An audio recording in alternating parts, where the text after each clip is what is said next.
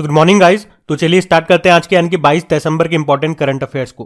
तो इस प्रश्न में आपसे पूछ रहे हैं अभी दिसंबर 2022 में खेलो इंडिया महिला टूर्नामेंट में किस खेल को पहली बार शामिल किया गया। तो आंसर होगा ट्रैक साइकिलिंग। तो पहली बार खेलो इंडिया महिला टूर्नामेंट में ट्रैक साइकिलिंग का आयोजन किया जाएगा। और कहां पे होंगे ये? तो अभी दिसंबर 2022 में 4 जोन में इस टूर्नामेंट का आयोजन होगा। तो इस पर्टिकुलर प्रश्न में कहां पर हुए या कहां पे इसका आयोजन हुआ ये आपसे नहीं पूछेंगे। अगर इस तरह का प्रश्न बनता है तो यही पूछा जाएगा, इसमें यही प्रश्न बनेगा कि किस खेल को पहली बार इसमें शामिल किया गया। याद रखना ट्रैक साइकिलिंग को। लेकिन इससे रिलेटेड कुछ प्रश्न इंपॉर्टेंट है जो आपके एग्जाम में पूछे जा सकते हैं, जैसे कि खेलो इंडिया यूथ गेम्स का भी आपको पता है चौथा संस्करण हुआ था 2022 में पंचकुला हरियाणा में, और उसका शुभंकर मैस्कॉट क्या था? धाकड़। उसको हरियाणा ने जीता था। और याद रखना अगला जो 5वां संस्करण होगा 2023 में वो मध्य प्रदेश में होगा।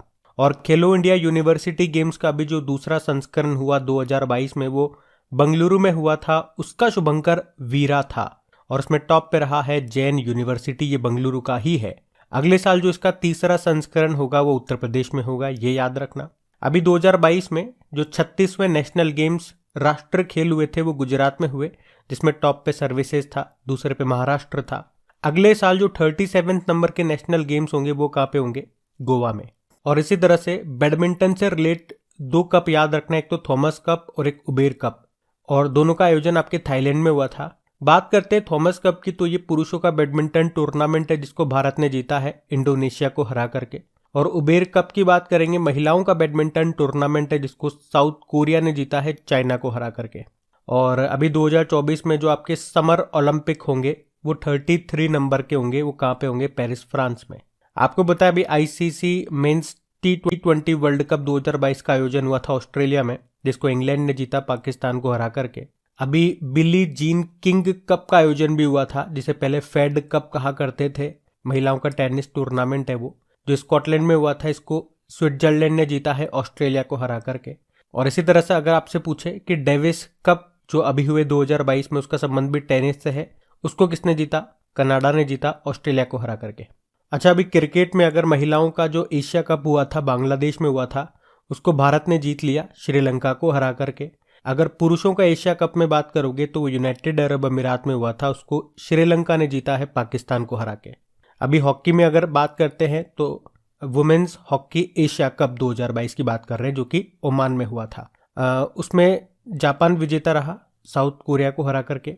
उसी तरह से मेंस हॉकी एशिया कप 2022 जो कि इंडोनेशिया में हुआ, उसको साउथ कोरिया ने जीता मलेशिया को हरा करके। तो ये कुछ खेलों के आयोजन अभी हुए, कौन जीता कौन हारा ये हमने देखे, इनको याद रखना। बढ़ते आगे। चलिए फिर बताइए, हाल ही में किस राज्य के मोढेरा सूर्य मंदिर को यूनेस्को विरासत स्थलों की अस्थायी सूची में जोड़ा गया है? तो आंसर होगा गुजरात। तो एक तो अभी गुजरात के मोढेरा सूर्य मंदिर को, इनके अलावा गुजरात के वडनगर शहर को, ये गुजरात के महसाणा जिले में है, और त्रिपुरा के रॉक कट मूर्तियों को अभी यूनेस्को की विश्व धरोहर स्थलों की अस्थायी सूची में शामिल किया गया है, इन तीनों को। और इन तीनों साइटों को जोड़ने के बाद अब यूनेस्को के पास भारत की अस्थायी सूची में कुल 52 प्रस्ताव है, 52 प्रस्ताव है। अच्छा, ये जो मोढेरा है, इससे आपको कुछ करंट अफेयर्स का प्रश्न याद आता होगा। अगर आपसे पूछा था हमने कि दुनिया का पहला गांव जो 24 घंटे 7 दिन सौर ऊर्जा से संचालित हो चुका है, वो है गुजरात का मोढेरा गांव, ये वही है। वैसे यूनेस्को में भारत के कितने विश्व धरोहर शामिल है? तो 40 है। 40वां गुजरात का धोलावीरा है। इससे पहले 39 नंबर का तेलंगाना का रामप्पा मंदिर, जिसे रुद्रेश्वर मंदिर भी बोलते हैं, वो था। अच्छा, पहला स्थल कौन कौन सा था? अजंता व एलोरा की गुफाएं, ताजमहल और आगरा का किला।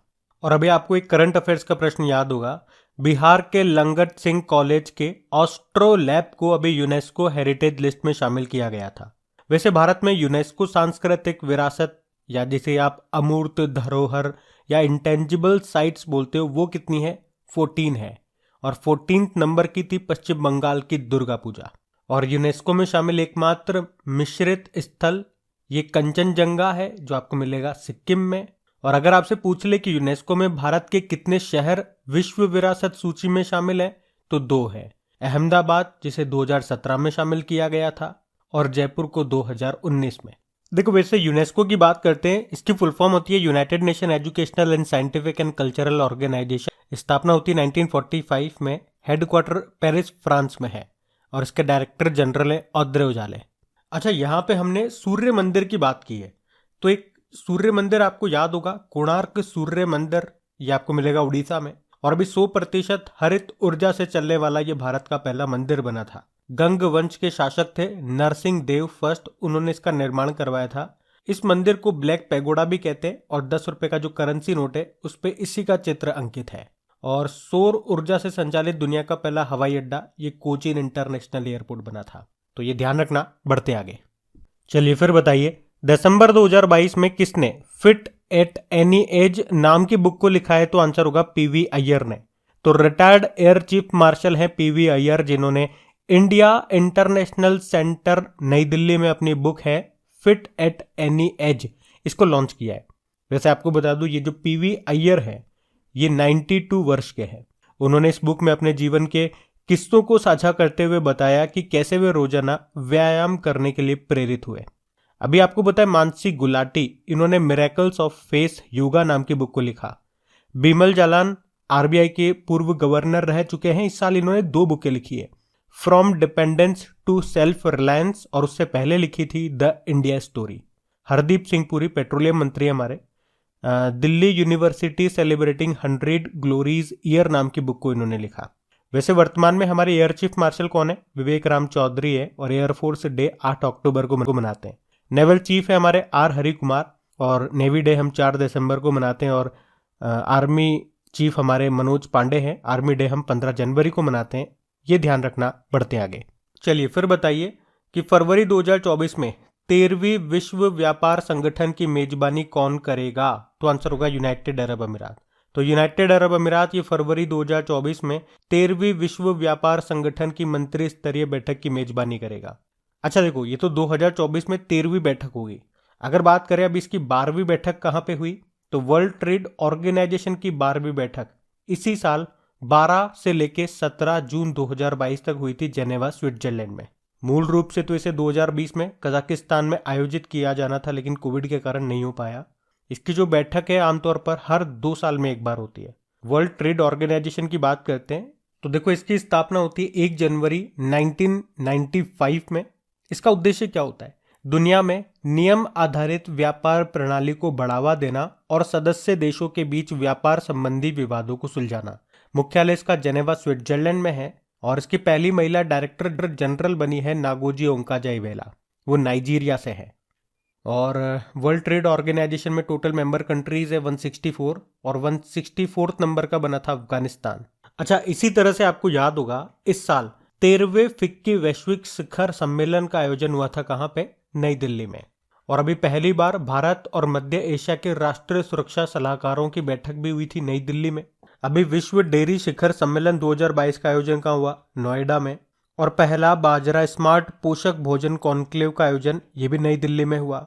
आपको पता है 2022 में क्वाड समिट का आयोजन हुआ था टोक्यो जापान में, अगले साल होगा ऑस्ट्रेलिया में।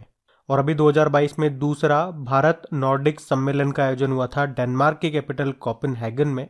अच्छा, पहला होम्योपैथी अंतरराष्ट्रीय स्वास्थ्य शिखर सम्मेलन का आयोजन ये दुबई में हुआ था। और 22वां विश्व ब्लॉकचेन शिखर सम्मेलन का आयोजन भी हुआ था दुबई में ही। तो ये भी पॉइंट्स ध्यान रखिएगा। बढ़ते आगे, चलिए फिर बताइए, हाल ही में किस राज्य सरकार ने एलपीजी सिलेंडर पे 500 रुपए प्रति सिलेंडर सब्सिडी देने की घोषणा की है? तो आंसर होगा राजस्थान।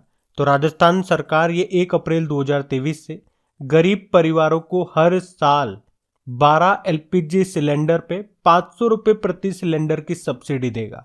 इसकी घोषणा की है अभी राजस्थान के मुख्यमंत्री अशोक गहलोत ने। अभी 19 दिसंबर को भारत जोड़ो यात्रा में उन्होंने इसकी घोषणा की। अच्छा, एलपीजी के लिए केंद्र की कोई योजना है क्या? तो आंसर होगा यस, प्रधानमंत्री उज्ज्वला योजना, जिसे 1 मई 2016 को शुरू किया गया था बलिया यूपी से। और एक प्रधानमंत्री उज्ज्वला योजना 2.0 आई थी 10 अगस्त 2021 को। कहां से? महोबा।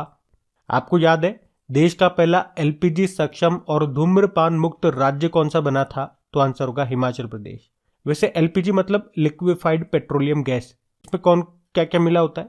ब्यूटेन और प्रोपेन, और आप जानते हो एलपीजी गैस जो हमारे घरों पे हम यूज करते हैं, जब वो लीक होती है तो स्मेल से आती है। वो स्मेल इस जानबूझ के डाला जाता है ताकि अगर वो, क्योंकि इन्फ्लेमेबल है, थोड़ी सी भी चिंगारी या आग पकड़ी तो धमाका हो सकता है, दुर्घटना हो सकती है, तो वो गंध आना जरूरी है ताकि आपको पता चल जाए कि हाँ यार स्मेल आ रही है, मतलब गैस लीक हो रही है, पता चल जाता है ना, तो आप फटाफट से कोई एक्शन ले सके। तो उस गंध के लिए, उस स्मेल के लिए उसमें क्या डाला जाता है, ये प्रश्न एग्जाम में पूछते हैं। तो आंसर होगा इथाइल मरकैप्टन।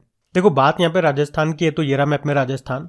कैपिटल इसकी जयपुर है, जिसे वर्ल्ड हेरिटेज साइट में शामिल किया गया था। और जयपुर को पिंक सिटी कहते हैं, और जयपुर में ही बनेगा विश्व का तीसरा और भारत का दूसरा सबसे बड़ा स्टेडियम। यहाँ के मुख्यमंत्री कौन है? अशोक गहलोत है, और गवर्नर हैं कलराज मिश्र। और इन्होंने एक बुक भी लिखी है, संविधान, संस्कृति और राष्ट्र।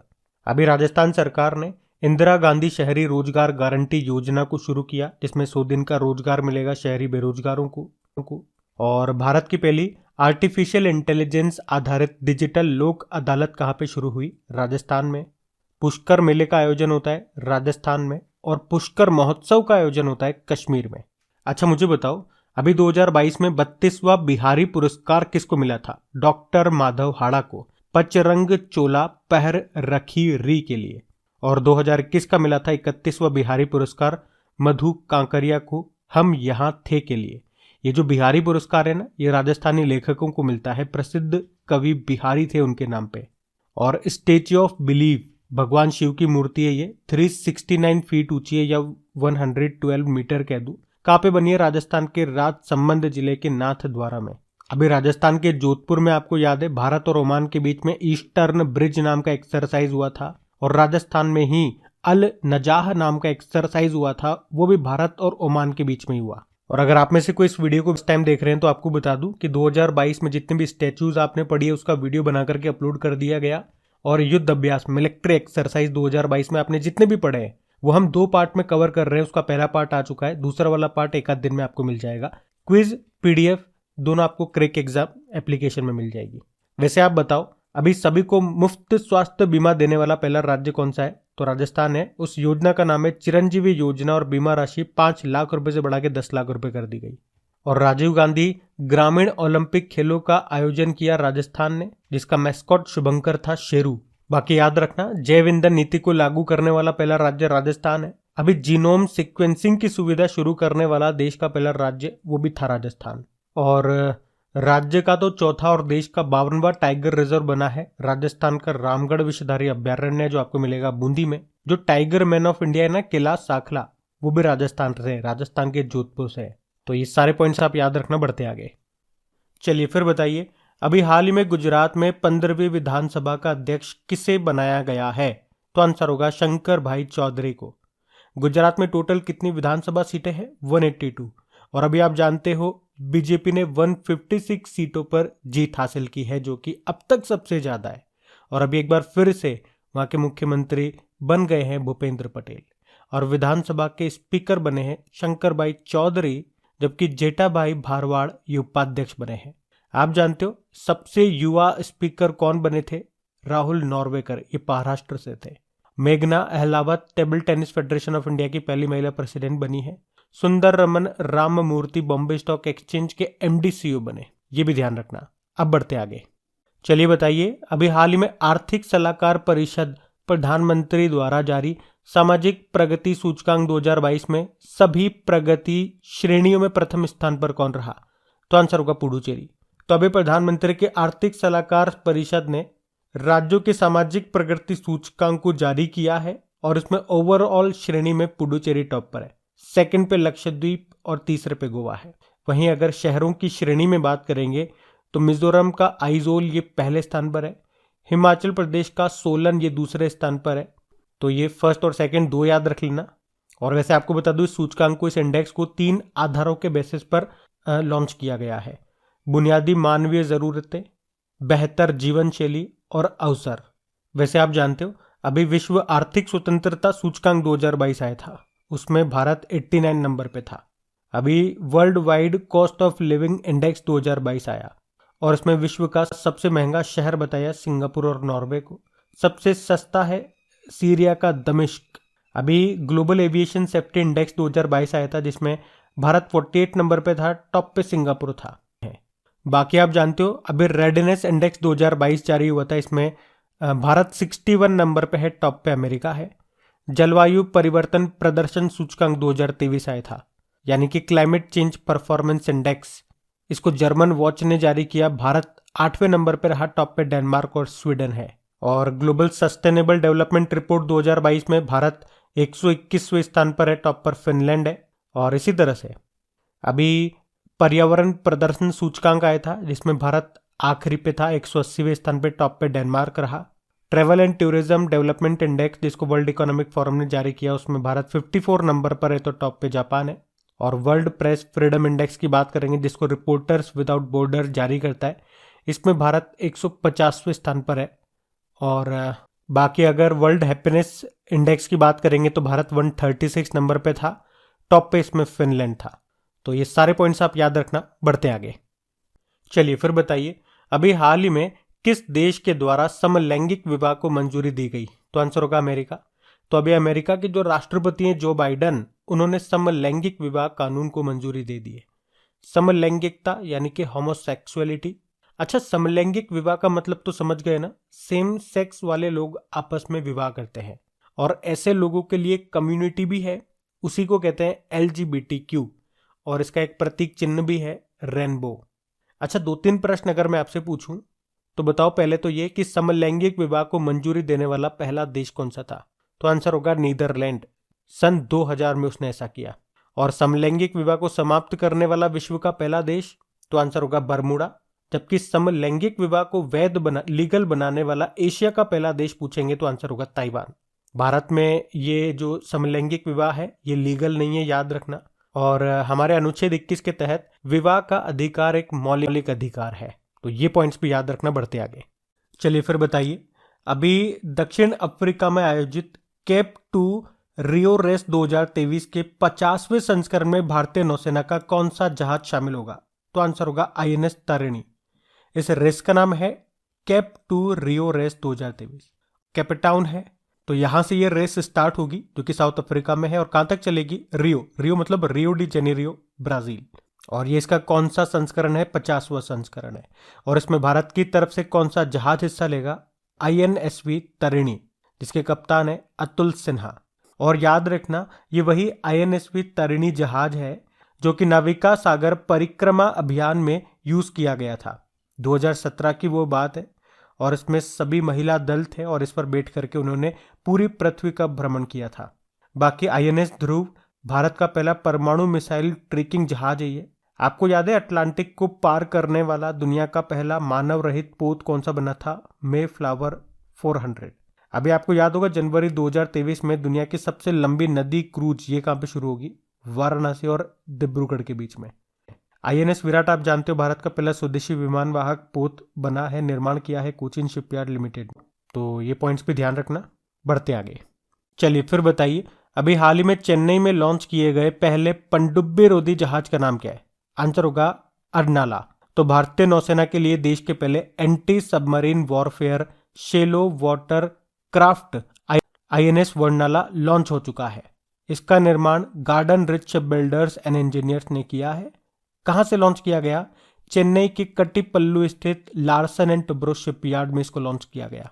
चेन्नई से भी आपको याद आएगा अभी जो 44वां फिडे शतरंज ओलंपियाड पहली बार भारत में हुआ था वो चेन्नई में हुआ था। चमड़ा अनुसंधान केंद्र आपको चेन्नई में मिलेगा। तो बात करेंगे कल के वीडियो में पूछे गए प्रश्न के उत्तर की। तो कल के वीडियो में आपसे पूछा था कि विवो प्रो कबड्डी लीग 2022 का नवा सीजन किसने जीता? तो आंसर होगा जयपुर पिंक पैंथर्स ने। किसे हराया? पुनेरी पल्टन को हराया। आप सभी ने प्रश्न का बिल्कुल सही उत्तर दिया है। गाइस सेशन अच्छा लगे तो लाइक करके शेयर जरूर कीजिएगा। इसे क्विज बना करके अपलोड कर दिया गया आपकी क्रिक एग्जाम एप्लीकेशन पे, वहीं पे इनकी PDF भी मिल जाएगी। अब ये रहा आज का आपका होमवर्क प्रश्न।